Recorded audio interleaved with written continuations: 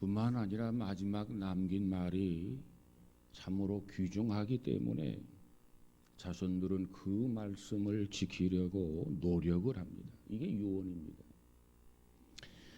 그런데 오늘 성경에 보면 성경에는 유언으로 기록된 말씀이 여러 곳에 있습니다. 먼저 야곱이 유언으로 그의 아들 12아들에게 축복을 하셨습니다. 뿐만 아니라 요셉은 자기 형제와 자손들에게 자기 뼈를 가지고 고국으로 돌아가 달라고 하는 그런 유언을 남기게 됩니다. 그래서 430년 동안 애굽에 종살이를 하고 난 다음에 그저 이스라엘이 출애굽을 하게 될 때 그 후손들이 요셉의 뼈를 가지고 나왔습니다. 뿐만 아니라 여호수아는 죽기 전 이 백성들을 향해서 믿음을 촉구합니다. 그러면서 나와 내 집은 오직 여호와를 섬기겠다. 그래서 하나님을 섬기는 것이야말로 축복의 근원임을 유언을 하게 됩니다. 뿐만 아니라 예수님께서도 유언을 하셨는데 사도행전 1장 8절의 말씀에 보면 오직 성령이 너희에게 임하시면 너희가 권능을 받고 예루살렘과 온 유대와 사마리아와 땅끝까지 이르러 내 증인이 되라 이렇게 말씀하셨어요. 그래서 제자들은 이 유언의 말씀대로 마가다락방에 모여서 열심히 기도했습니다. 그래서 오순절 날에 성령을 충만히 받아가지고 복음의 증인이 되었습니다. 뿐만 아니라 바울 사도는 뭐라고 말합니까? 때를 얻든지 못 얻든지 이 말씀을 증거하라 이렇게 유언을 했습니다.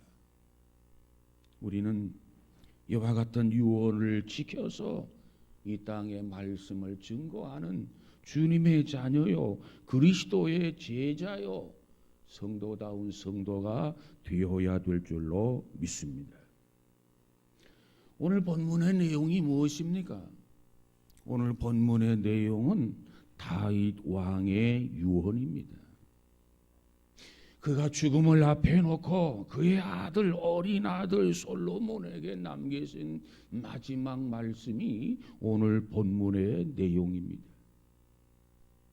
그 유언의 내용을 조심스럽게 살펴보면 나이 많은 아버지가 나이 어린 아들에게 당부하는 간곡한 말씀으로 기록되어 있는 것이 오늘 본문 내용입니다. 다윗의 아들 솔로몬 그가 왕위에 오를 때 나이가 약 12세여 그거로 추적을 합니다. 12살이란 말이 12살. 부모들은 한결같이 자녀들이 잘 되기를 바랍니다. 이 원리는 어느 부모라도 똑같아요. 그저 아버지가 임금이든 대통령이든 누구든지 그 부모의 마음은 자녀들이 다 잘 되기를 원하는 겁니다. 잘못되기를 원하는 그러한 부모가 없어요. 어떻게 하면 나의 자녀들이 형통할 수 있을까? 어떻게 하면 나의 자녀들이 평강할 수 있을까?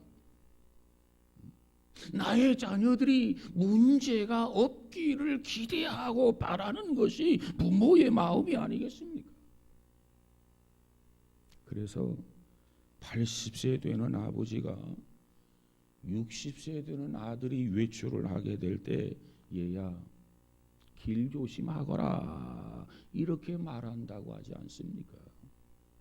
이것이 부모의 마음이란 말이죠. 이것이 부모의 소원입니다. 자, 그런데 오늘 본문에 보면 다윗이 등장하게 되는데 이 다윗은 많은 처첩을 거느리고 있었고 그 처첩을 통해서 여러 명의 아들들을 낳았습니다. 그 아들 중에 보면은 장성에서 아버지 다윗을 대적한 아들이 있습니다. 아비로부터 왕권을 빼앗으려고 하는 반역자가 된 아들도 있단 말이죠. 왕으로서, 아비로서 그 심정이 어떠하겠습니까? 그런 가운데서 다윗은 어린 이 솔로몬에게 왕위를 물려주려고 하고 있습니다. 그러면 다윗은 이 어린 솔로몬에게 왕위를 물려주면서 이 다윗이 그처럼 당부하고 있는 말씀이 무엇인가? 아들 솔로몬에게 남겨준 유언의 뜻이 무엇인가? 그 유언의 내용 속에 담긴 하나님의 뜻이 무엇인가? 그 부분을 한번 생각해 보려고 합니다. 오늘의 이 말씀은 바로 이 다윗이 솔로몬에게 말씀을, 교훈을 주면서 이렇게만 산다면 너가 바로 형통할 수가 있다. 비록 나이 어린 12살에 불과하지만은 그러나 너와 너의 후손들이 자자손손이 하나님 앞에 쓰임받는 자녀요 가문이 될 수 있다. 그러한 내용으로 유언하고 있는 모습을 본문을 통해서 우리가 발견할 수 있습니다. 그러면 다윗은 솔로몬에게 무엇을 이야기합니까? 첫째로 죽음의 필연성을 이야기합니다. 오늘 본문 2절에 보면 뭐라고 말합니까? 내가 이제 세상 모든 사람의 가는 길로 가게 되었노니 그랬어요. 이게 무슨 얘기입니까? 여러분, 이 다윗이라고 하는 사람은 성경 역사를 보면 사실 다윗만큼 위대한 인물도 없었습니다. 신구약 성경에 다윗이라고 하는 이름이 860번이나 거론되어져 있습니다. 그래서 우리 믿는 사람은 물론이거니와 믿지 않는 사람까지 다윗을 모르는 사람이 없어요. 그만큼 익히 알려진 그런 인물입니다. 그는 위대한 정치가였습니다. 그는 위대한 군인이었습니다. 그는 위대한 성군이었습니다. 그리고 다윗은 부와 그저 권위를 누렸던 그런 왕이었습니다. 그런데 그것보다도 먼저 그는 철저하게 하나님을 의지했던 인물이었습니다. 여호와 하나님 앞에 바로 서기 위해서 이 다윗은 평생을 노력하고 평생을 몸부림을 쳤던 그러한 신앙인이었습니다. 그러한 다윗이 솔로몬에게 뭐라고 이야기합니까? 죽음의 필연성을 언급하고 있다 그 말이에요. 솔로몬은 어려서부터 다윗을 지켜보면서 자라나게 됩니다. 자기 아버지를 보면서 성장하게 되는데, 아니 어쩌면 자기 아버지는 죽음과 상관이 없는 사람으로 생각했을는지도 모릅니다. 그런데 다윗은 그와 같은 어린 다윗인 솔로몬에게 유언의 첫 마디를 무엇을 언급하냐면 죽음의 문제를 언급하고 있단 말이에요. 너가 보기에 내가 이처럼 부를 누렸고 권위를 누렸고 내가 이처럼 훌륭한 정치가로서 군인으로서 성군으로서 살았지만 그러나 나도 죽는다. 먼저 이것을 다윗은 솔로몬에게 인식시켜 줍니다.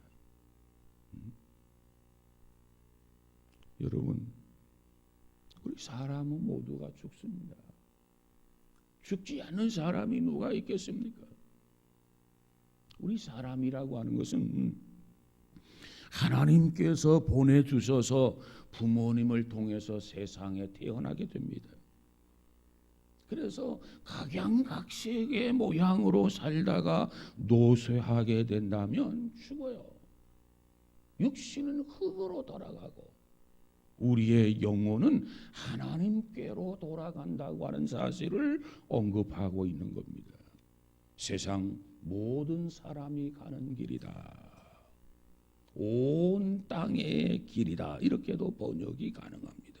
다시 말하면 온 인류가 모두 다 같이 가는 길이라는 거예요. 여러분, 세상에 죽지 않은 사람이 누가 있습니까? 영웅도 죽습니다. 호걸도 죽습니다. 황제도 죽습니다. 서민도 죽습니다. 누구든지 모두가 다 가는 이 길이라는 거예요. 그 길이 무슨 길이냐? 바로 죽음의 길이라는 겁니다. 그래서 다윗은 어린 솔로몬에게 나도 이 길로 간다는 거예요. 이 죽음이라고 하는 것은 모든 사람들에게 필연적이라는 겁니다. 원해서 가는 게 아니고 싫으면 안 가는 게 아니라 원하든 싫든 모두가 가야 할 이 길이라는 겁니다.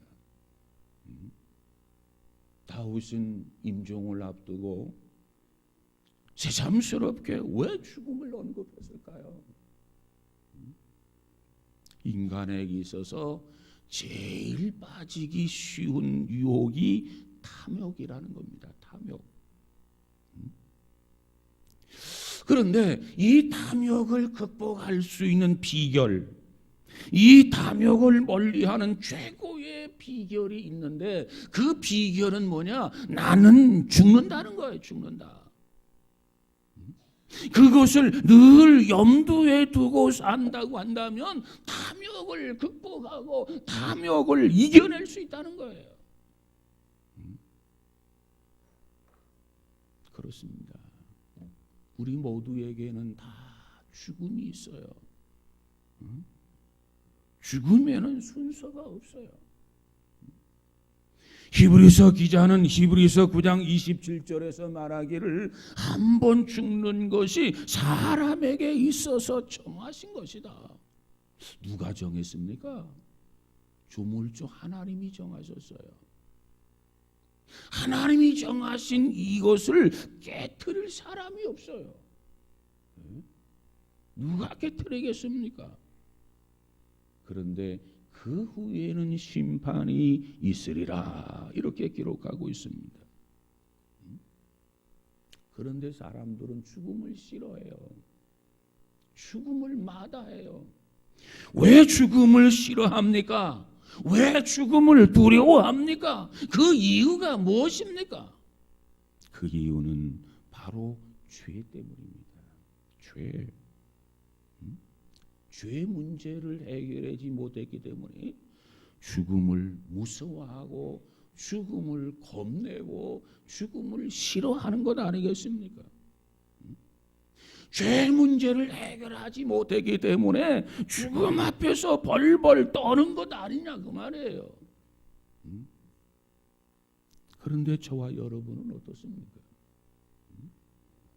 저와 여러분, 예수님께서 우리의 죄 문제를 십자가를 통해서 깨끗이 해결해 주셨습니다.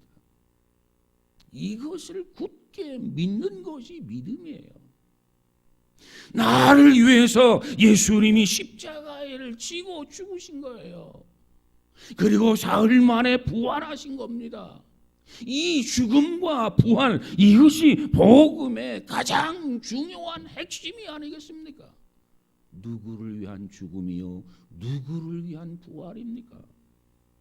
우리의 죄 때문에 의한 죽음이고 우리에게 새 생명을 주시기 위해서 주님은 사흘 만에 부활하셔서 천 열매가 되셨다고 성경은 말씀하고 있습니다.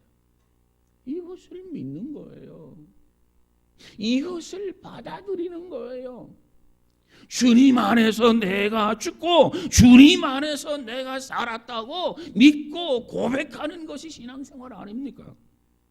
사랑 여러분, 우리는 이렇게 믿고 죽음 앞에서도 당당하게 도전할 수 있는 믿음의 성도 우리 모두가 되어지기를 주의 이름으로 축복합니다.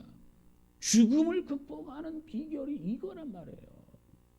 믿음. 믿는 자는 두려워하지 않아요. 무엇을? 죽음을. 죽음 앞에서도 갈기갈기 찢겨가면서도 그저 불구덩이 속에서 점점 타들어가면서도 두려워하지 아니하기에 하나님의 성호를 찬양하는 것 아니겠습니까? 우리 모두에게 이와 같은 은혜가 있어지기를 주의 이름으로 축복합니다. 두 번째로 이 다윗은 솔로몬에게 뭐라고 말씀하느냐? 대장부가 되라는 겁니다. 대장부가 되라. 여기서 대장부라고 하는 의미가 무엇입니까? 여기서 말하는 대장부라고 하는 뜻은 사내답고 씩씩한 남자가 되라, 그런 뜻입니다. 어른들이 아들을 보고 손자들을 보고 하는 말들이 있어요. 뭐라고 얘기합니까? 너는 커서 사내답게 그저 씩씩한 그런 대장부가 되라, 이렇게 이야기합니다. 그 말의 의미는 강하고 담대한 그리고 튼튼한 사람이 되라, 그런 얘기가 아니겠습니까? 자, 그런데 오늘 본문에서 다윗은 솔로몬에게 뭐라고 말합니까? 대장부가 되라고 말씀하고 그 다음 곧 이어서 내 하나님 여호와의 명을 지켜 그 길로 행하여 그랬어요. 먼저 대장부가 되라는 겁니다. 사내답게 되라는 거예요. 대장부가 되었다고 해서 왕권을 가졌다고 해서 그저 술이나 먹고 그저 혹이나 부리고 방탕화를 생활을 하는 그러한 대장부가 아니라 폭력이나 휘두르고 권모술수에 능한 그와 같은 대장부가 아니라 대장부는 대장부로서도 여호와의 명을 지키는 대장부가 되라. 대장부는 대장부인데 하나님의 명령에 순종하는 대장부가 되라. 다윗은 솔로몬에게 이것을 언급합니다. 여러분, 우리 인간이라고 하는 것은 끊임없이 죄에 대한 유혹, 악에 대한 유혹 앞에 노출되어 있는 것이 우리 인간입니다. 죽을 때까지 우리는 노출되어 있어요. 그러므로 우리는 늘 깨어서 기도해야 되고 경성해야만 합니다. 자, 그런데 이와 같은 시험을 이기려면 어찌 돼야 되는가? 여호와의 명을 쫓아서 사는 거예요. 하나님의 말씀대로 순종하는 거예요. 그렇기 때문에 다윗은 솔로몬에게 하나님의 명령을 쫓아 행하는 대장부가 되라, 이렇게 말씀하고 있는 겁니다. 여러분, 오늘 우리 주변에 보면 참 술집이 많아요. 작게는 골목 시장으로부터 술을 팔지 않는 가게가 드물어요. 그처럼 이 주변에는 술집이 그렇게 많아요. 술의 주성분이 무엇입니까? 알코올이라고 하는 겁니다. 알코올. 물론 이 알코올은 의약품으로 쓰여질 때도 있습니다. 물론 이 알코올은 고기를 요리하는 데도 쓰여질 수 있는 첨가물입니다.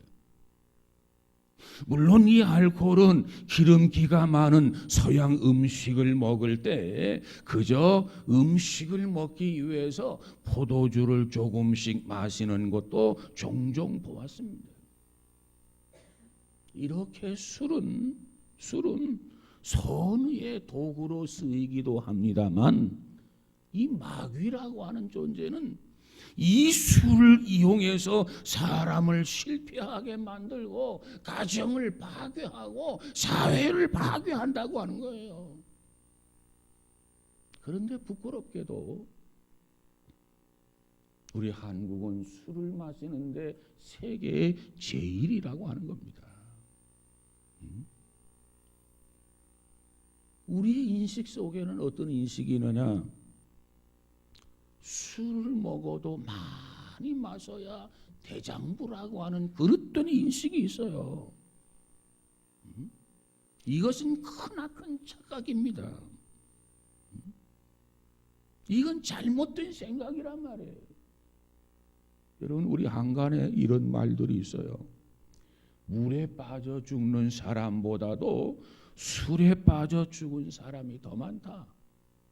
참 얼마나 참 듣기 거북한 이야기입니까? 인간의 두뇌에 알코올을 붓는 것은 마치 기계에 모래를 붓는 것과 같다.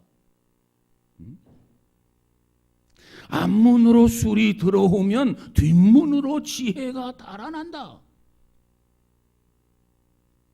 술집 주인은 술꾼을 좋아한다. 그러나 술꾼에게 딸을 시집 보내지 않는다. 그렇습니다. 대장부라고 하는 것은 무엇보다도 하나님의 명을 쫓아서 사는 사람, 하나님의 말씀 앞에 순종하는 사람, 이게 대장부다운 대장부예요.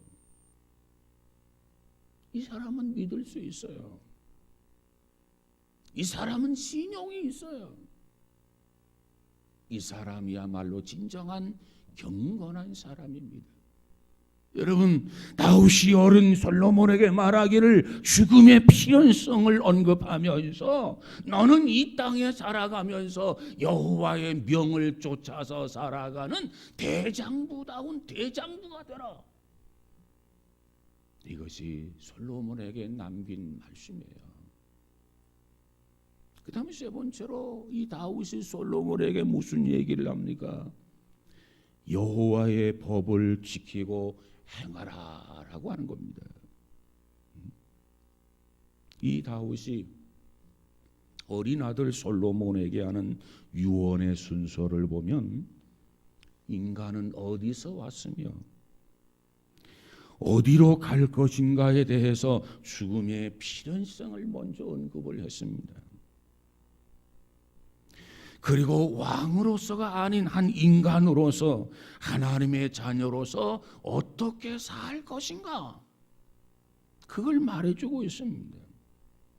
그리고 난 다음에 다윗은 솔로몬에게 말하기를 여호와의 명을 지키고 그 길로 행하라. 이것이 유언입니다. 그렇다면 여호와의 명이라는 것이 도대체 무엇입니까? 그 내용을 한번 살펴보도록 하겠습니다. 여호와의 명은 법률과 계명과 율례와 증거라고 그랬어요. 그러면 법률이라고 하는 게 도대체 뭐냐? 사회생활을 유지하기 위해서 국가가 정한 법의 규율을 말합니다. 그런데 여기서 다윗이 강조하고 있는 게 있습니다. 뭐라고 강조합니까? 그것을 지키라는 거예요. 그것을 행하는 겁니다. 자, 여호와의 명령을 지키는데 소극적으로 지키라는 게 아니라 적극적으로 지키라는 거예요. 여호와의 명령을 지키는데 수동적으로가 아니고 능동적으로 지키는 왕이 되라는 겁니다. 왕으로서 먼저 솔선수범하라는 겁니다. 뭐에 대해서? 여호와의 명령에 대해서. 하나님이 주시는 이 말씀에 대해서 먼저 앞장서서 순종하라는 거예요. 우리가 성경에 보면 여호와께 순종한 사람들 중에 손을 꼽을 수 있는 사람이 있는데 그가 누구냐? 아브라함이라고 하는 사람입니다. 창세기 12장에 가서 보니까 하나님은 아브라함에게 나타나서 야 아브라함아 너는 고향과 친척과 아비 집을 떠나게 되는데 내가 너에게 지시하는 땅으로 가라. 그 땅이 어딘지 몰라요. 하나님이 지시하는 대로 가라는 겁니다. 그런데 아브라함이 어디로 가라는 겁니까? 목적지는 알고 가야 되지 않습니까? 방문할 만도 한데 방문하지 않았어요. 그저 갈 바를 알지 못하지만 하나님이 가라고 하리가 그냥 마냥 미지의 땅을 향해서 갑니다. 이것이 아브라함이에요. 그리고 하나님이 약속하신 지 30여 년이 지난 날 하나님은 이삭이라고 하는 아들을 주었어요. 나이 100세의 아들을 얻은 아브라함, 그저 매일매일 그 아들을 보는 재미로 살아가고 있는 이 아브라함에게 하나님이 어느 날 아브라함아 내 아들 이삭을 모리아 산에 가서 번제로 드려라 하나님이 말씀해요. 참 순종하기 어렵죠. 나이 들어 이삭을 보는 재미로 살아가고 있는데 그 이삭을 하나님 앞에 짐승을 잡아서 제물로 드리듯이 번제로 드리라는 겁니다. 어찌 쉽게 순종할 수 있는 사안입니까? 그런데 아브라함은 두말 없이 순종했습니다. 이런 반구 없이 순종했습니다. 이처럼 아브라함을 훈련하면서 아브라함이 여호와의 명을 지켜 순종하는 그 모습을 보면서 창세기 22장에서 하나님이 아브라함에게 뭐라고 말합니까? 아브라함아 아브라함아 네가 정말 나를 경외하는 줄 이제야 알겠다. 말뿐이 아니고 정말 네가 나를 경외하는구나 하면서 아브라함은 하나님의 벗이 되었고 믿음의 조상이 되었고 복의 근원이 되는 축복을 하나님께서 허락을 하셨습니다. 여러분 오늘의 이 말씀은 비단 통치자에게만 주시는 말씀이 아닙니다. 가장으로서 가정을 다스리는데, 경영자로서 회사를 경영하는데, 공무원으로서 공무를 집행하는데, 또한 직분자로서 교회를 섬기는데 모두가 해당되는 말씀이에요. 어느 곳에 있든지 무엇을 하든지 하나님 제일주의로 생각하고 하나님의 명령을 앞세우고 그 말씀 앞에 순종하고 말씀을 지키고 말씀을 행하라는 겁니다. 다윗이 솔로몬에게 다시 한번 각성하고 촉구하고 결단을 요하는 것이 오늘 본문의 내용입니다. 사랑하는 여러분, 우리 모두에게도 이와 같은 은혜가 있어지기를 주의 이름으로 축복합니다. 네 번째로 형통의 길을 언급합니다. 오늘 본문 4절에 보니까 여호와께서 내 일을 위하여 말씀하시기를 만일 내 자손이 그 길을 삼가 마음을 다하고 성품을 다하여 진실이 내 앞에서 행하면 내가 무엇을 하든지 어디로 가든지 형통하리라 형통할지라 그랬어요. 자, 여기에 보니까 이 말씀을 보면 만일이라는 대목이 있어요. 만일 내 자손이 그 길을 삼가 마음을 다하고 성품을 다하여 진실이 내 앞에서 행하면 그랬어요. 여러분, 우리는 하나님 앞에서 진실이 마음을 다하고 성품을 다하여 여호와의 명령을 지켜야 된다는 겁니다. 그러면 무엇을 하든지 어디로 가든지 형통하고 그랬어요. 그렇지 아니하면 형통하지 않다, 불통한다는 겁니다. 이 형통하는 길과 이 불통하는 길 두 가지를 놓고 오늘 우리에게 취사 선택을 하라는 거예요. 너 뭘 선택하겠느냐? 너 뭘 원하느냐? 여러분 형통하기 원합니까? 말씀 앞에 순종해야 돼요. 어떻게 순종해야 됩니까? 마음을 다하고 성품을 다하여 진실하게 내 앞에서 행하면 그랬어요. 그러면 형통하단 말이에요. 내가 물은 무엇을 하든지 어디로 가든지 형통하리라. 여러분 우리 앞에는 선과 악이 있습니다. 하나님은 선을 요구합니다. 그런데 마귀는 우리에게 자꾸 악을 강요합니다. 불의를 강요한단 말이에요. 우리 앞에 이처럼 선과 악이 있어요. 이 선택은 누가 합니까? 우리가 하는 거예요. 여러분이 하는 거예요. 그렇다면 여러분은 무엇을 선택하겠습니까? 하나님의 말씀을 쫓아서 선을 선택하겠습니까? 아니하면 이 마귀의 강요를 따라서 악을 선택하겠습니까? 여러분이 무엇을 선택하느냐의 그 여부에 따라서 여러분이 형통할 수가 있고 불통할 수가 있다는 겁니다.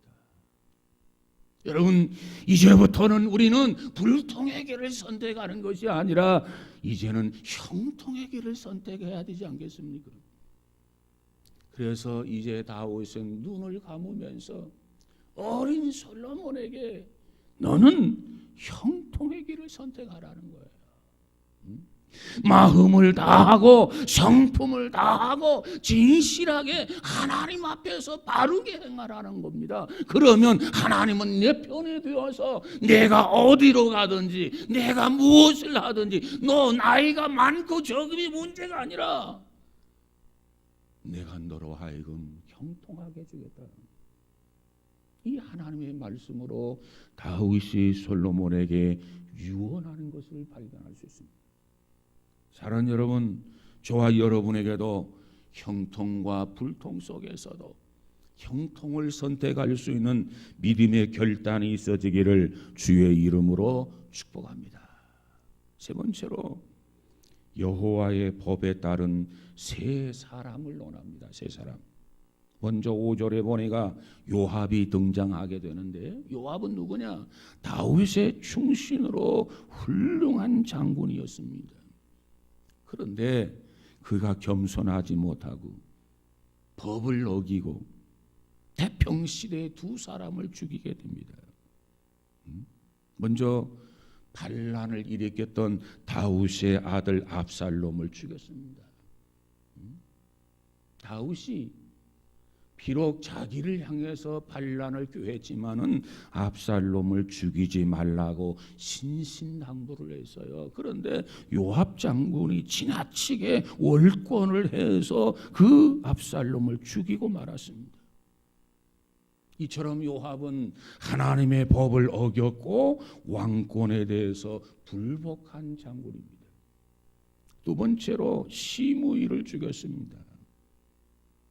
다윗의 아들 압살롬이 반란을 일으킵니다. 이제 다윗은 왕궁을 버리고 쫓겨서 피난을 갑니다. 이때 시므이라는 사람이 다윗을 향해서 독한 말로 저주를 하게 됩니다. 그런데 훗날 압살롬의 난이 평정이 되었습니다. 그래서 다윗이 다시 예루살렘으로 다시 돌아옵니다. 그때 시므이가 제일 먼저 다윗을 찾아오게 됩니다. 이처럼 시므이는 기회주의자요, 그리고 권력에 아부하는 그런 사람이었습니다. 그를 죽였습니다.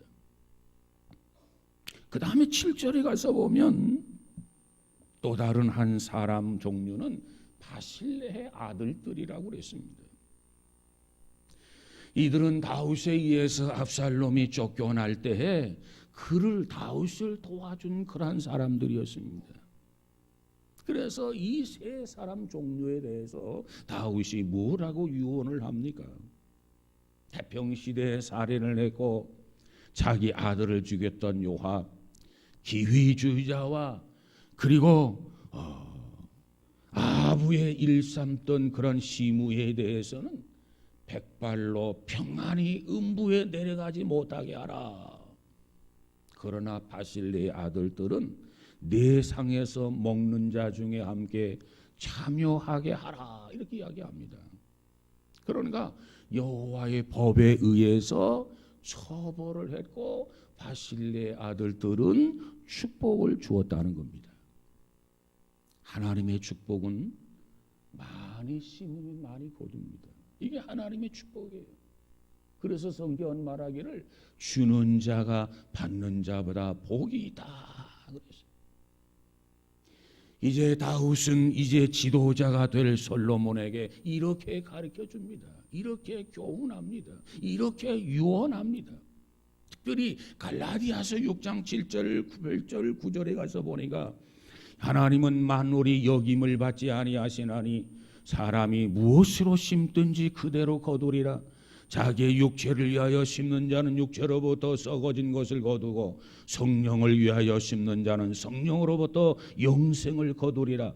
우리가 선을 행하되 낙심하지 말지니 피곤하지 아니하며 때가 이름에 거두리라 그랬어요. 여러분, 오늘의 이 말씀을 통해서 축복의 내용을 정리해 보도록 하겠습니다. 오늘 이 말씀에 보면 축복의 내용은 두 가지로 정리할 수 있습니다. 첫째, 무엇을 하든지 어디로 가든지 형통할지라입니다.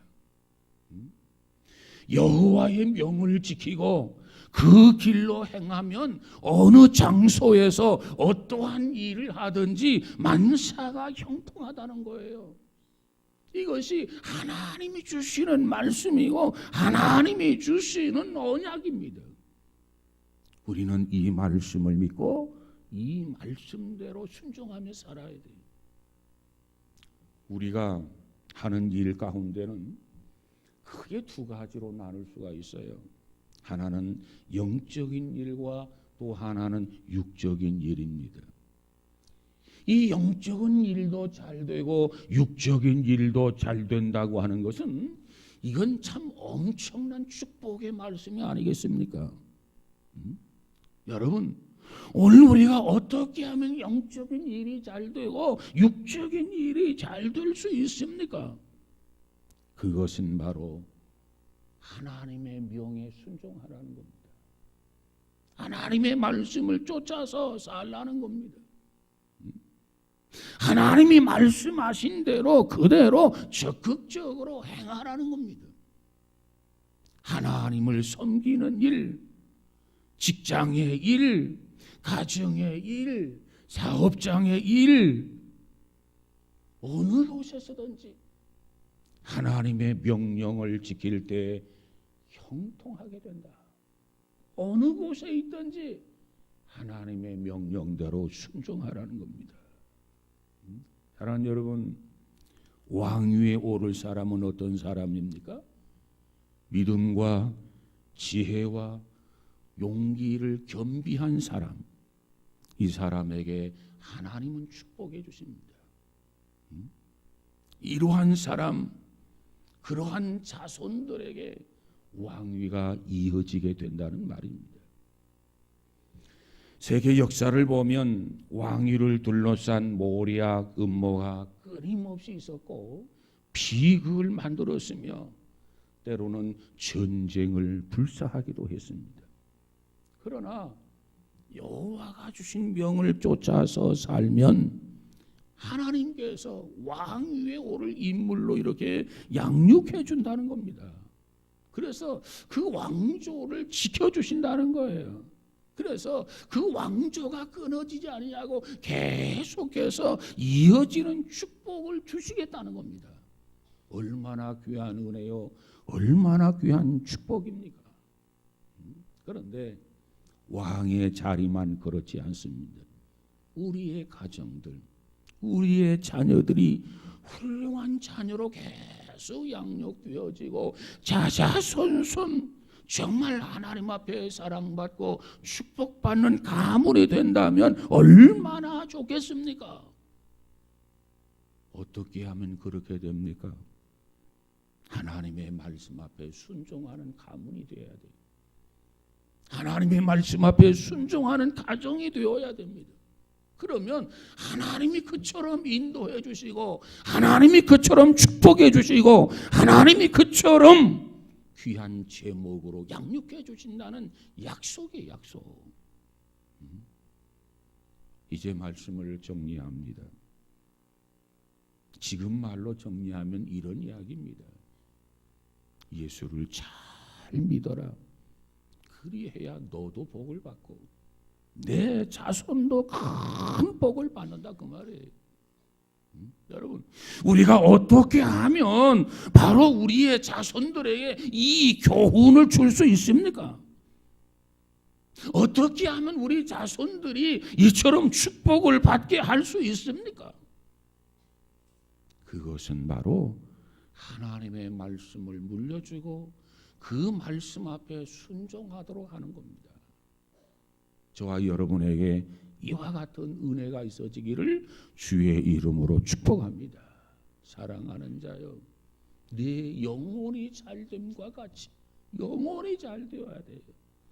영혼이 잘 되려면 무엇보다도 믿음을 물려줘야 돼. 믿음. 그 믿음이란 무슨 믿음이냐? 그 믿음을 가지고 순종하고 행하고 지키는 믿음을 말하는 거예요. 그러면 하나님이 책임져 주십니다. 그러면 하나님이 역사하십니다. 네가 어디로 가든지 네가 무엇을 하든지 형통하게 해주마. 이것이 하나님의 실없는 약속이라고 생각이 되십니까? 아니에요.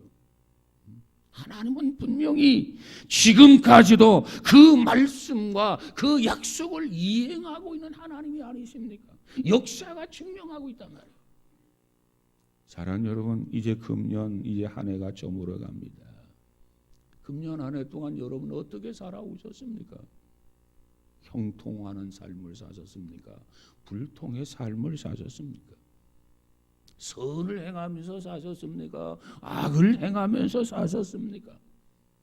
한번 원인을 분석하고 방향을 수정해서 무엇보다도 하나님의 말씀을 쫓아서 순종하고 지키고 행하는 복 있는 성도가 되고 가문이 되어져서 자자손손 쓰임받는 복된 그런 가문들이 다 되어지기를 주의 이름으로 축복합니다. 기도하십시다. 거룩하신 하나님, 오늘 다윗은 나이 어린 솔로몬에게 유언해 주고 있는데 그 유언의 내용은 형통의 비결이었습니다. 그 형통의 비결 특별히 5가지로 우리가 분류해 보았지만 그 중에서도 가장 중요한 것 그저 너도 예수를 잘 믿어야 되고 너의 자손들도 예수를 잘 믿어야 되고 그리하면 내가 무엇을 행하든지 어디로 가든지 형통하게 될 것이다. 그리고 대를 이어서 왕위를 이어가게 될 것이다. 이것이 하나님의 약속이요 이것이 하나님의 축복이었습니다. 그런데 이와 같은 축복의 내용은 왕위에 제한된 것이 아니라 우리 모두에게도 해당되는 말씀 교훈인 것을 깨닫게 하여 주옵소서. 우리도 주의 말씀을 쫓아서 순종하면서 지키면서 행하게 하시고 정말 믿음의 대장부들이 다 될 수 있도록 주님 축복해 주옵소서. 그래서 금년 남은 기간과 또 우리 앞에 다가오는 2018년도 무엇보다도 믿음 안에서 형통하는 복 있는 성도들이 다 될 수 있도록 축복하시고 붙잡아 주시옵소서. 그러기 위하여 지난 날 동안의 삶을 되돌아보고 불통의 원인을 분석하고 정말 교정하고 시정해서 하나님 모시기에 합당한 삶으로 변화시켜 주시옵소서. 하나님 앞에 영광을 돌리는 가문, 하나님 앞에 열매를 맺는 신앙 우리 모두에게 있어지게 하옵소서. 예수님 이름으로 기도하옵나이다. 아멘.